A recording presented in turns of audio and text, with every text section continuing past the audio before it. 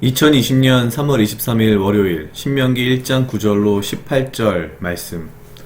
그때 내가 너희에게 말하여 이르기를 나는 홀로 너희 짐을 질 수 없도다. 너희 하나님 여호와께서 너희를 번성케 하셨으므로 너희가 오늘날 하늘의 별같이 많거니와 나의 열조의 하나님 여호와께서 너희를 현재보다 1000배나 많게 하셨으며 너희에게 허락하신 것 같이 너희에게 복 주시기를 원하노라. 그런즉 나 홀로 어찌 능히 너희의 괴로운 것과 너희의 무거운 짐과 너희의 다툼을 담당할 수 있으랴. 너희의 각 지파에서 지혜와 지식이 있는 유명한 자를 택하라. 내가 그들을 세워 너희 두령을 삼으리라 한즉 너희가 대답하여 이르기를 당신의 말씀대로 하는 것이 좋다 하기에 내가 너희 지파의 두령으로 지혜가 있는 유명한 자를 취하여 너희의 어른을 삼되 곧 각 지파를 따라 천부장과 백부장과 50부장과 10부장과 패장을 삼고 내가 그때 너희 재판장들에게 명하여 이르기를 너희가 너희 형제 중에 송사를 들을 때 양방간에 공정히 판결할 것이며 그들 중에 타국인에게도 그리할 것이라. 재판은 하나님께 속한 것인즉 너희는 재판의 외모를 보지 말고 귀천으로 일반으로 듣고 사람을 낯을 두려워하지 말 것이며 스스로 결단하기 어려운 일이 이거든 내게로 돌리라. 내가 들으리라 하였고 내가 너희의 행할 모든 일을 그때 너희에게 다 명하였느니라. 아멘. 오늘은 신명기 1장 9절로 18절 말씀입니다. 신명기는 모세 오경, 토라에 속하는 그 책 중 마지막에 들어가고요.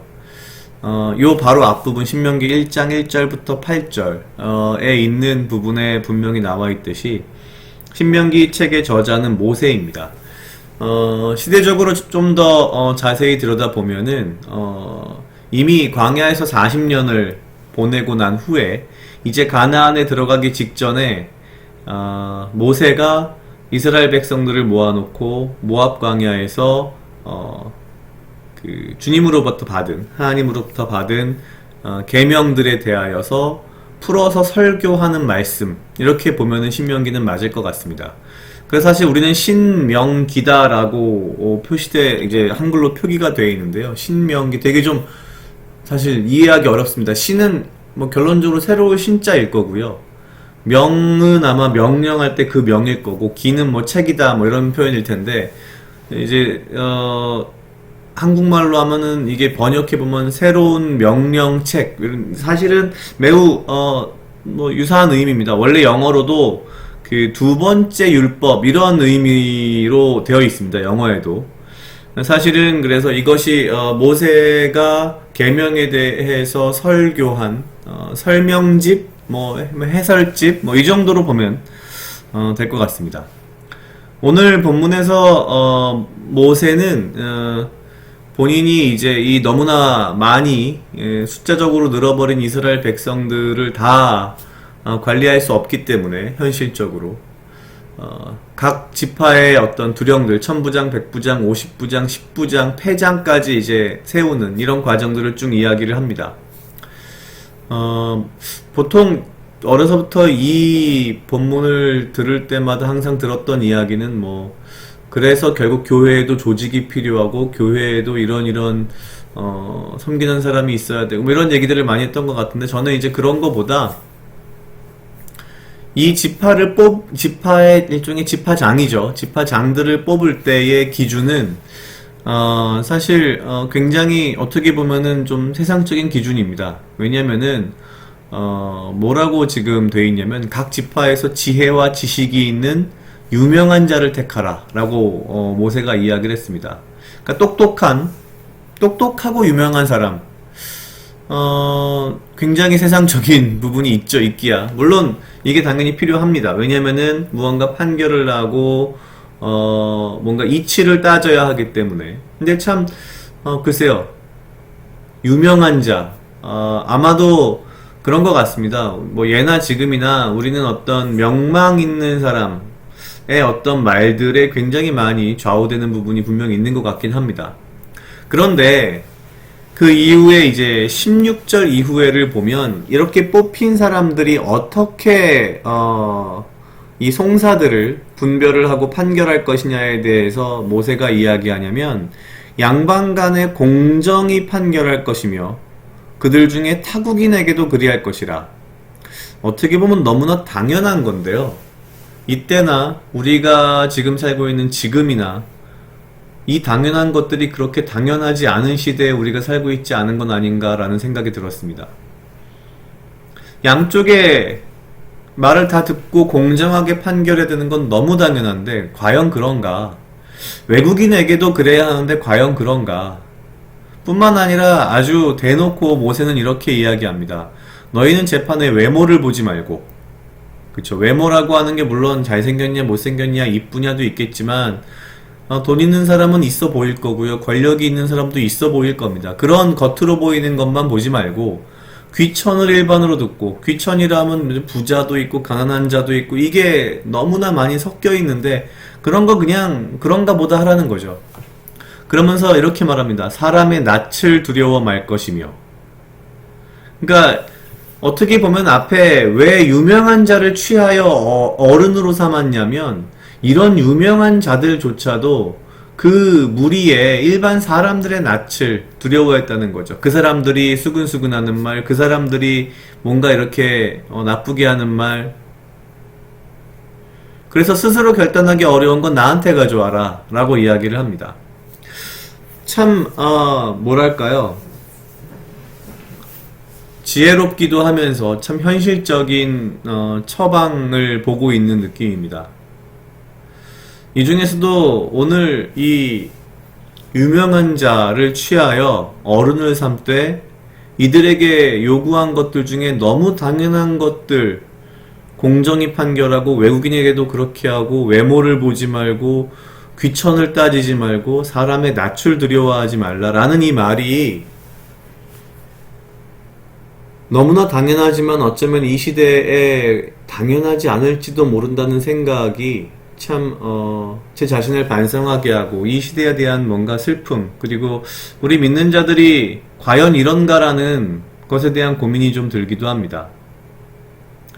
저조차도 사람의 낯을 두려워하지 말라는 이 말이 되게 어렵게 느껴집니다. 남들이 나에 대해서 수근수근하는 건, 남들이 나를 어떻게 생각할까, 이런 것들을 물론 저는 그렇게 많이 생각하지 않는 편이라고 하지만 그러면서도 아무래도 사람인 거로 이거에 대한 생각을 할 것이라는 거죠. 결국 여기서 이야기하는 공정히 판결하고 외국인에게도 그렇게 하고 외모를 보지 말고 귀천을 따지지 말고 사람의 낯을 두려워하지 말라는 것에 있어서 어떻게 보면 가장 핵심은 너무나 당연한 것을 당연하게 하는 것은 기본이고, 어찌 보면 이 근본에, 이 밑바닥에는 사실 그런 의미가 있는 것 같습니다. 왜 어떻게 사람의 낯을 두려워하지 않을 수 있겠습니까? 어떻게 사람인 거로 외모를 전혀 안 볼 수 있겠습니까? 어떻게 사람인 거로 귀천을 나도 모르게 뭔가 내 마음속에 반영되지 않을까요? 근데 이런 것들을 억지로 밀어내야 하는 이유는 사실은 이 모든 것들 위에 하나님이 계시기 때문이죠. 하나님이 두렵다면 사람들의 낯을 두려워할 수가 없을 것이고, 하나님을 보고 있다면 인간의 귀천은 아무것도 아닐 것이고, 하나님을 제대로 우리가 보고 있다면 인간의 외모는 정말 거지 같은 것일 겁니다. 그리고 우리가 하나님을 보고 있다면 외국인도 얼굴 색깔이 다르고 무언가 나와 태생이 다를지 몰라도 한 형제임을 알게 될 것이고, 내가 정말 하나님을 바라본다면 당연히 양방 간에 공정히 판결할 수밖에 없을 겁니다. 왜냐하면 공의로운 하나님이 보고 계시기 때문이죠. 여기 16절, 17절에 이야기하는 이 당연한 것들이 어쩌면 이 시대에 우리에게 이게 과연 이 시대에는 제대로 이루어지고 있나? 나는 이것을 제대로 하고 있나라는 의문을 가지고 있을 때 그것이 의미하는 바는 우리조차도 하늘에 계신 하나님을 그다지 두려워하지 않고 하나님을 그다지 바라보고 있지 않기 때문이 아닐까라는 생각을 했습니다. 각자 약 2분 정도 묵상하시겠습니다.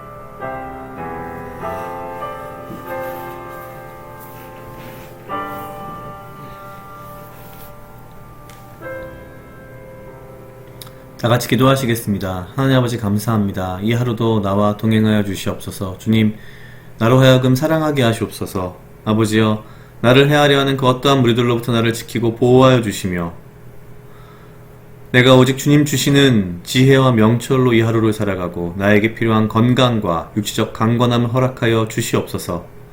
주님, 내가 언제나 주님을 두려워하며 아버지를 바라보며 당신의 말씀 가운데 거하여 당연히 응당히 이루어져야 할, 그리고 당연히 따라야 할, 당연히 행하여야 할 것들을 내가 아버지를 바라보며 행할 수 있도록 주여 인도하여 주시옵소서.